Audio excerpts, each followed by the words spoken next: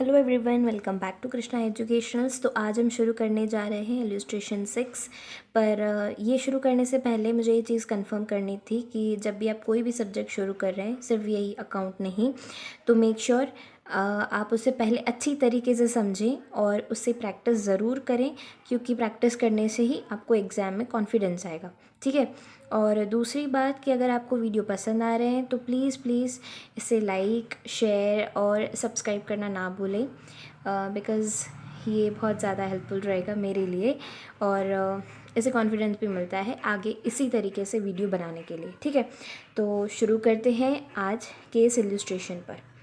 ABC Limited took over a running business with effect from 1st April 2011. The company was incorporated on 1st August 2011.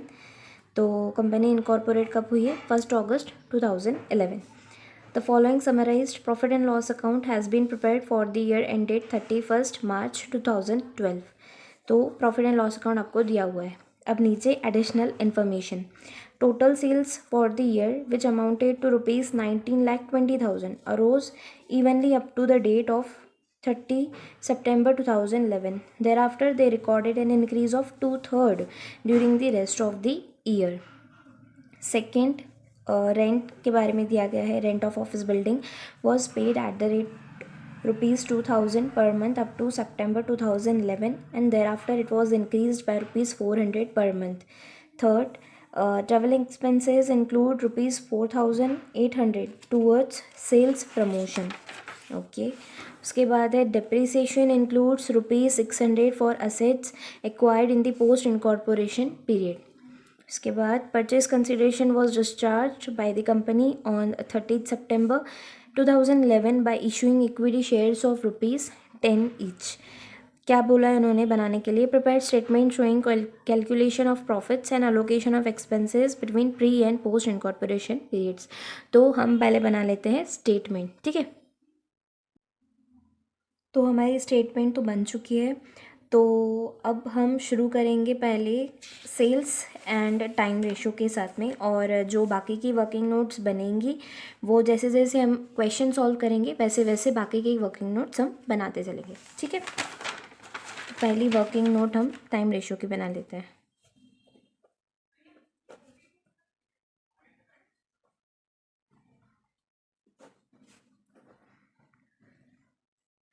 Pre incorporation period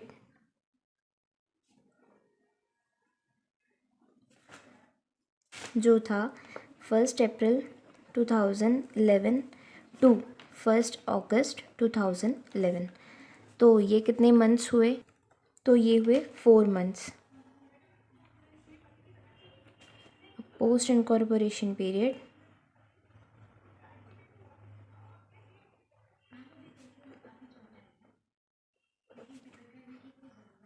first August 2011 to 31 March 2012 ये हुए 8 months.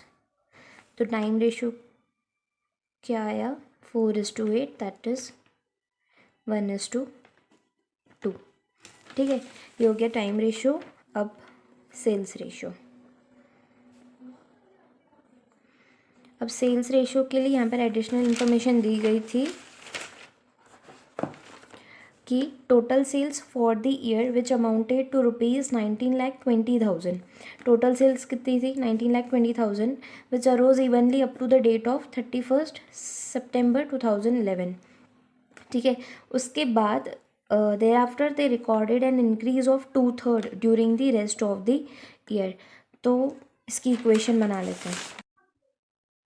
सो let assume monthly sales ₹X।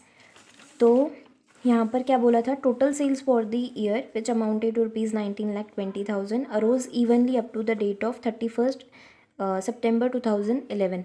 तो जो भी sales हुई हैं up to the date 30 September 2011, तो वो uniformly बढ़ी हैं। तो हमने अज्यूम कर लिया monthly sales equals to ₹X। तो 1 April from 1 April 2011 to 30 September 2011 ये हुए 6 मंथ्स। तो हमारी सेल्स कितनी हुई? फ्रॉम 1 अप्रैल 2011 टू 30 September 2011 हमारी सेल्स हुई 6x। ठीक है, अब उन्होंने क्या बोला था, there after they recorded an increase of 2/3 during the rest of the year, यानी कि फ्रॉम 1 अक्टूबर 2011 टू 31 मार्च 2012 हमारी सेल्स।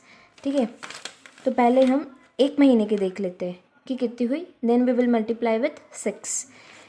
तो हमारी नॉर्मल सेल्स कितनी है x, पर उसमें क्या बोला है 2/3 बड़ा है, दैट इज़ 2/3 इंटू एक्स। ठीक है, इसे मैं ब्रैकेट में डाल देती हूँ जैसे कि कंफ्यूजन ना हो। ये नॉर्मल सेल्स x और इसमें जो बढ़त हुई दैट इज़ इंक्रीज़ हुआ 2/3 इंटू एक्स। तो ये कितना आएगा, सॉल्व करिएगा, 3x प्लस 2x और ये नीचे 3, 5x डिवाइडेड बाय 3। तो ये कितनी हुई, ये एक महीने की सेल्स हुई। ये कितने मंथ्स हुए, फ्रॉम 1 अक्टूबर 2011 टू 31 मार्च 2012, ये हुए 6 मंथ्स। तो इसको हम मल्टीप्लाई करेंगे 6 से, तो कितना आएगा 30x डिवाइडेड बाय 3, ये कितना आएगा 10x। तो ये आया हमारा 10x। ठीक है, अब उन्होंने क्या बोला था, टोटल सेल्स है हमारी 19,20,000। ठीक है, 6x प्लस 10x, ये 6 मंथ्स, ये बाद के 6 महीने की। तो कितना आएगा इसको सॉल्व करके x की वैल्यू, तो हमारी एक महीने की सेल्स कितनी आई, ₹1,20,000। तो प्री इनकॉर्पोरेशन सेल्स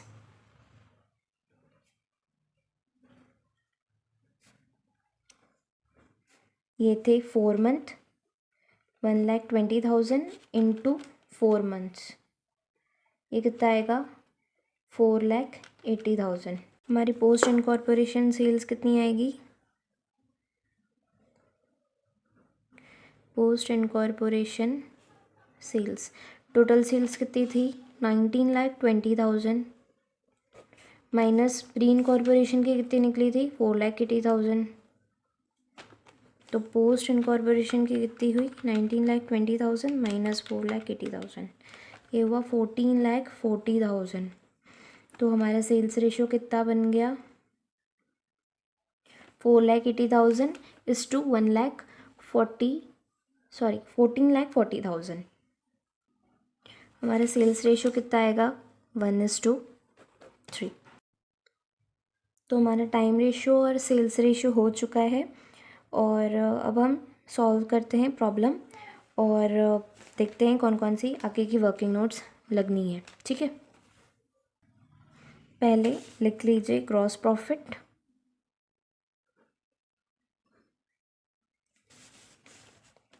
$3,20,000, ये जाएगा सेल्स रेशियो में जो है 1:3।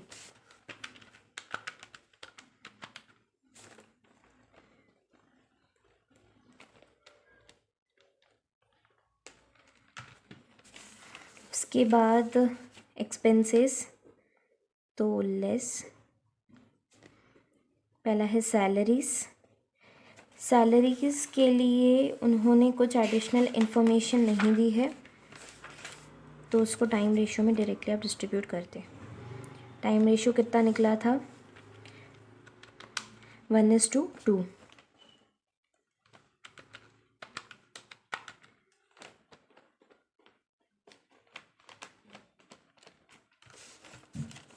इसके बाद है स्टेशनरी, ये भी टाइम रेशियो में जाएगी 4,800, 1:2, ये 1,600, ये 3,200। तो स्टेशनरी की बात किया है। अब ट्रैवलिंग एक्सपेंसेस,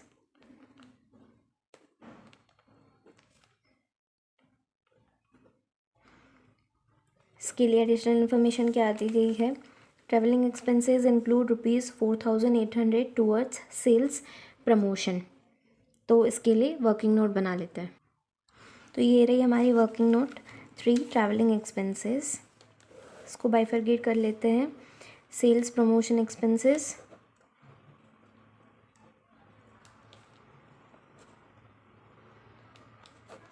और बैलेंस। तो इसके लिए कितना था 4800। टोटल ट्रैवलिंग एक्सपेंसेस कितने दिए गए हैं 16800। तो बैलेंस कितना बचा 16800 minus 4800, it's 12000। Sales promotion expenses ये डिस्ट्रीब्यूट होंगे सेल्स रेशो में, that is 1:3। Pre post, so 4800 divided by 4, 1200, और यहाँ पर 3600। और ये बैलेंस ट्रैवलिंग एक्सपेंसेस ये जाएंगे टाइम रेशो में जो है 1:2। तो प्री में जाएगा 12,000 डिवाइडेड बाय 3, इट्स 4,000, और पोस्ट में जाएगा 8,000। ये हुआ वर्किंग नोट 3, और यहाँ पर था 4,000, 8,000। उसके बाद था सेल्स प्रमोशन एक्सपेंसेस।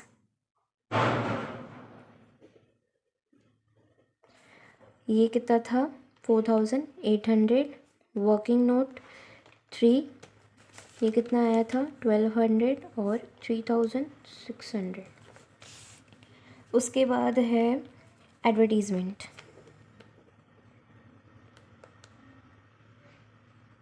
$16,000 ये जाएगा सेल्स रेशो में, तो 1:3। 16,000 डिवाइड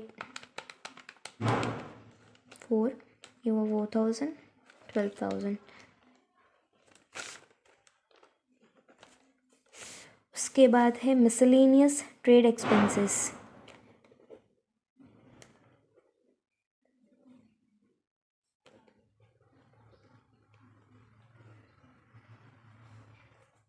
ये कितने हैं 37,800।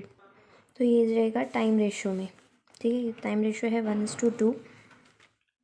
37,800 डिवाइडेड बाय 3, इट्स 12,600 to 25,200। इसके बाद है रेंट, ऑफिस बिल्डिंग्स, ये दिया गया है 26,400। अब इसके लिए एडिशनल इन्फॉर्मेशन क्या दी गई है, rent of office building was paid at the rate ₹2,000 per month up to September 2011, and there after it was increased by ₹400 per month. Rent, जो भी रेंट था ऑफिस बिल्डिंग का, वो अप टू द सितंबर पे किया गया था eight the rate of ₹2,000 per month, और उसके बाद ये इंक्रीज़ हो गया था कितने रुपयों से ₹400 पर मंथ। इसकी वर्किंग नोट बना लेते हैं। अब बोला है रेंट ऑफ ऑफिस बिल्डिंग, तो बाइफरकेट कर देते हैं प्री एंड पोस्ट में। अप टू द सितंबर मंथ कितने रुपयों से वो पे किया गया था पर मंथ ₹2,000। तो प्री के लिए कितने मंथ्स हैं 4 मंथ्स, ठीक है। 2,000 इंटू 4, ये कितना हुआ 8,000। अब अप टू सितंबर बोला है, हमारा प्री कितना, प्री इनकॉर्पोरेशन पीरियड कितने मंथ तक था 1 अगस्त। तो कितने मंथ एक्स्ट्रा होते हैं अप टू सितंबर, 2 महीने होते हैं, ठीक है। तो ₹2,000 that is per month into 2 month, तो ये कितना आएगा 4,000। और उन्होंने क्या बोला है सितंबर के बाद ये इंक्रीज़ हो गया था कितने रुपये से 400 पर मंथ, तो ये कितना आएगा 2,400 पर मंथ, ठीक है। सितंबर के बाद ये हुए 6 मंथ, तो 2,400 इंटू 6, ये हुआ 14,400।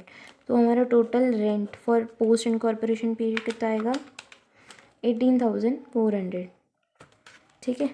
तो अब ये लिख लेते हैं।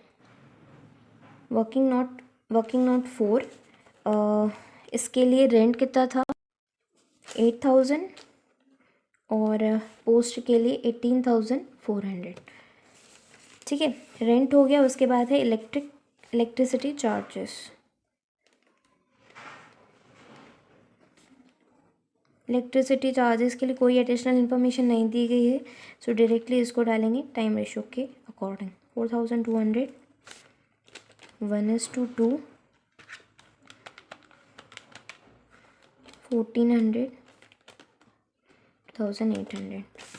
उसके बाद डायरेक्टर्स फ़ी, ये डायरेक्टली जाएगा पोस्ट में 11,200 पोस्ट।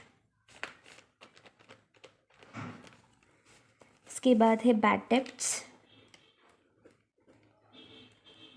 ये जाएंगे सेल्स रेशियो में 1:3।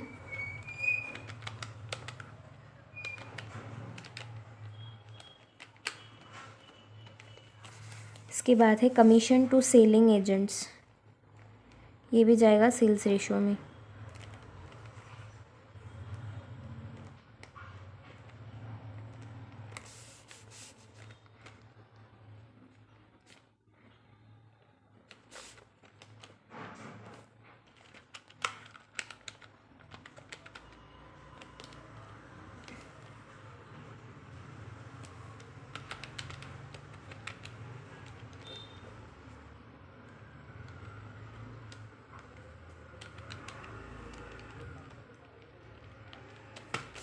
अब इसके बाद है टैक्स ऑडिट फ़ी,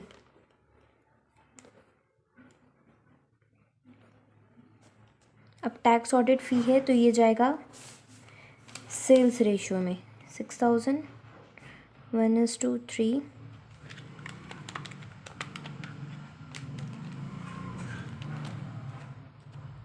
उसके बाद है डिबेंचर इंटरेस्ट,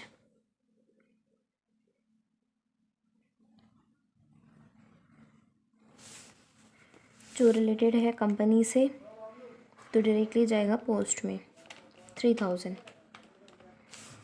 इसके बाद है इंटरेस्ट पेड टू वेंडर,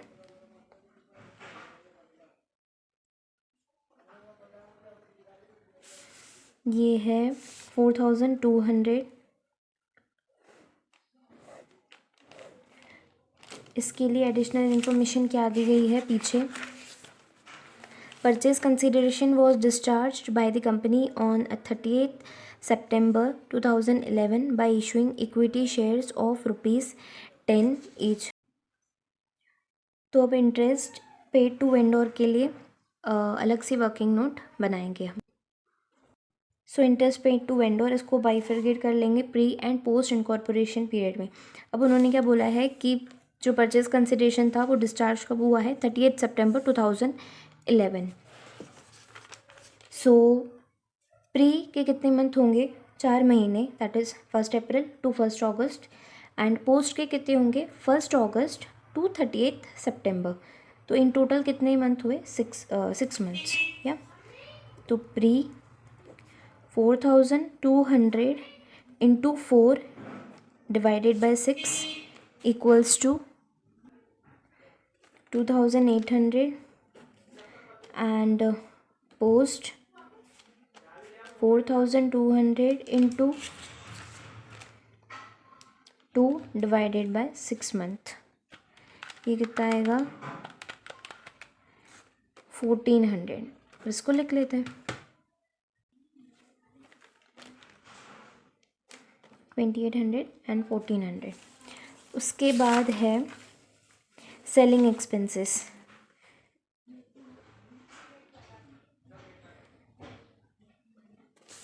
तो ये कितने हैं 25,200, ये डिस्ट्रीब्यूट होंगे सेल्स रेशियो में 25,200 डिवाइडेड बाय 4 6,300 18,900। उसके बाद है डेप्रीसिएशन ऑन फिक्स्ड एसेट्स, ये कितना दिया गया है 9,600। अब इसके लिए अलग से वर्किंग नोट लगेगी बिकॉज पीछे इसके लिए एडिशनल इन्फॉर्मेशन दी गई है।